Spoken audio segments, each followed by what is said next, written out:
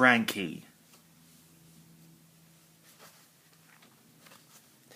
This story is about Cranky the crane who works at Sodor's docks. Cranky played tricks on the tank engines to get us into trouble. Then one day, Cranky needed our help.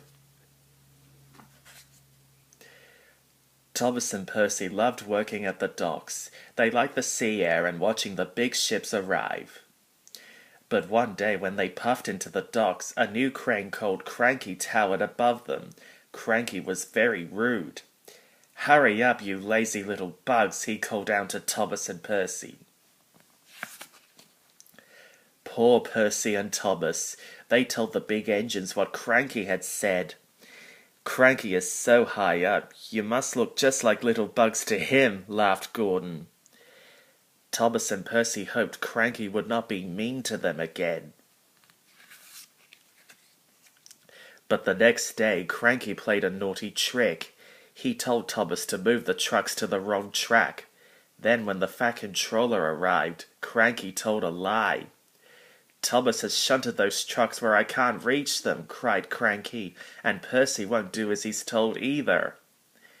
The Fat Controller was furious. He sent Thomas and Percy to the sheds in disgrace. That night there was a big storm on Sodor. Thomas and Percy were shivering in the sheds. They were sad that the Fat Controller had believed Cranky's lies. "Cranky is so mean, I don't want to work at the docks anyway," peeped Thomas. "Neither do I," Percy agreed. Back at the docks, thunder crashed and rain fell all around. "I'm stronger than any storm," creaked Cranky. James, Gordon, and Doug thought that they were safe inside the sheds. But they were wrong. A huge steamer had broken loose and was heading straight for the docks. The steamer crashed into the sheds, knocking Cranky onto his side. The engines were trapped. They would all have to wait for the storm to clear before they could be rescued. The next morning, the Fat Controller came to inspect the damage. "Thomas and Percy are on their way," he told Cranky. "They'll help you up again in no time."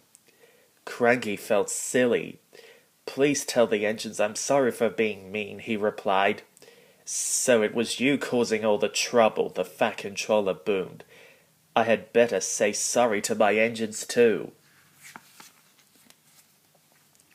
Thomas and Percy raced to the rescue. Their drivers tied ropes to Cranky and attached them to the engines. With a great heave, Thomas and Percy pulled Cranky the right way up again. "That's better," said Cranky, and he got straight to work. First, Cranky helped the steamer back into the sea. Then it was safe for him to pull the heavy rubble away from the sheds. James, Gordon, and Duck were free at last. They blew their whistles happily. "Beep, beep." "Thank you, Cranky," Gordon smiled. "Who would have thought I'd be rescued by a couple of little bugs?" cried Cranky. "How rude," puffed Percy. He steamed angrily away, but his ropes were still tied to Cranky. "Stop," called Thomas. But it was too late. Cranky crashed to the floor again. Thump! And Thomas and Percy had to rescue Cranky for a second time. Now Cranky works well with Thomas and Percy. He still looks down on them from high in the sky, but he never calls them little bugs ever since the big storm. Cranky knows how really useful engines can be. After all, Thomas and Percy did rescue him twice.